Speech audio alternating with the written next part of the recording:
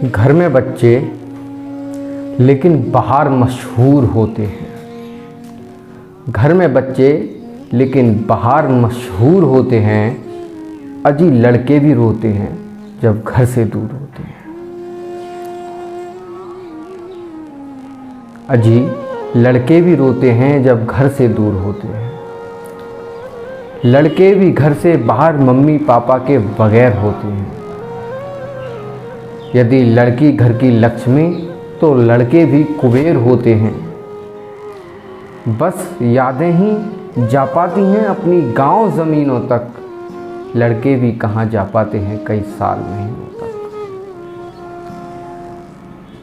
अपनों के सपनों के खातिर ये मजबूर होते हैं। लड़के भी रोते हैं जब घर से दूर होते हैं। खड़े हमेशा सोचते हैं घर के बारे में, पर खड़े कहीं और होते हैं। सिर्फ लड़कियां ही नहीं, लड़के भी दिल से बड़े कमज़ोर होते हैं। सिर्फ लड़कियां ही नहीं, लड़के भी दिल से बड़े कमज़ोर होते हैं।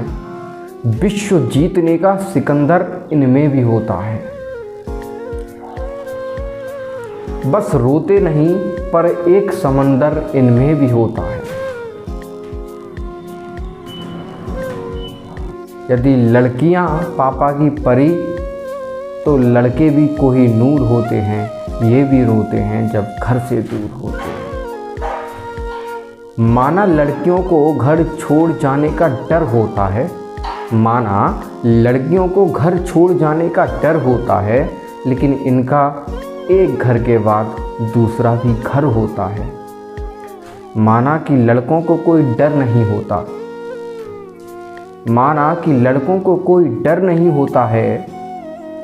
ये नौकरी तो करते हैं कई शहरों में। ये नौकरी तो करते हैं कई शहरों में, पर इनका कोई घर नहीं होता है। तो गाइस, ये जो पंक्तियां हैं सत्येंद्र कुमार जी ने लिखी हैं, और जो लखनऊ की घटना हुई है वो एक राष्ट्रीय शर्म बन गई है कि किस प्रकार से एक लड़के पर, चाहे वो कोई सी भी धर्म का हो, जाति का हो, यहाँ ये मैटर नहीं करता, लेकिन एक अपराध किया है उस लड़की ने, और राष्ट्रीय शर्म की बात बन गई है कि हम मूक दर्शक बने देखते रहे और हम कुछ नहीं कर पाए।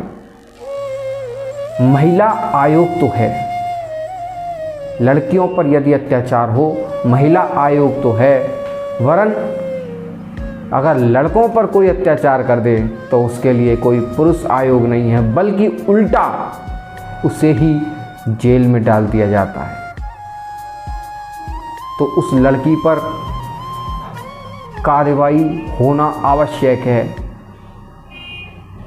क्योंकि वो बेचारा लड़का जिस तरीके से पिटा है, उसकी आत्मशक्ति इतनी अच्छी थी कि उसने उस लड़की की इज्जत की और उस पर कोई हाथ नहीं उठाया। यदि वो हाथ उठा देता तो कम से कम पूरा भारत का महिला आयोग उसके खिलाफ जगह जगह FIR दर्ज करवा देता और उसे गिरफ्तार करवा देता। लेकिन लड़की के केस में ऐसा नहीं हुआ। यदि सब बराबर हैं तो उसे भी सज़ा मिलनी चाहिए। संविधान बराबरी का हक दिलाता है।